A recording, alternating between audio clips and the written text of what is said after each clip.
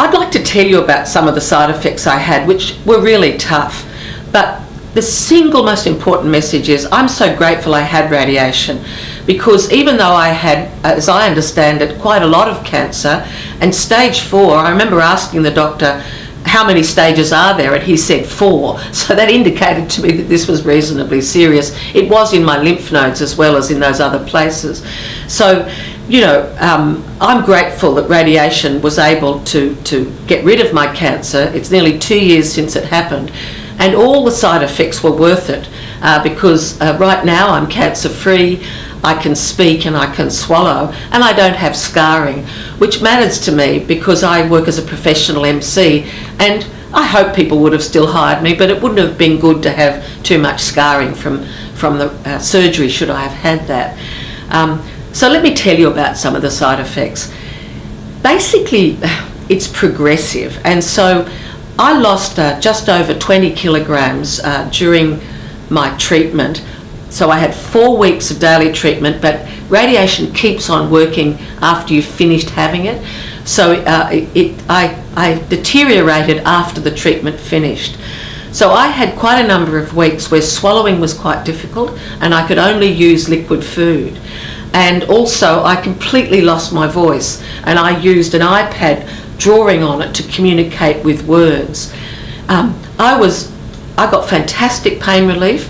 And so I actually don't remember experiencing pain, but I do remember spending a lot of time breaking up my medication into really small pieces and taking, you know, up to an hour to swallow my 4-hourly medication. So I was clearly having trouble swallowing. I drank a lot of liquid food, and I found it helpful to put a lot of ice in it and make it cold. You're effectively getting burnt inside, and so as that began to become more uncomfortable inside my mouth and I had swelling, they gave me a spray which was like local anaesthesia, and I was using that very, very regularly, and they always made sure I had plenty of it.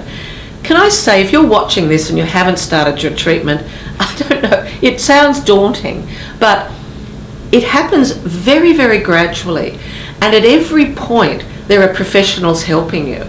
And I particularly relied on a speech pathologist who gave me a lot of advice about swallowing, and I also had a dietitian who gave me a lot of advice about food.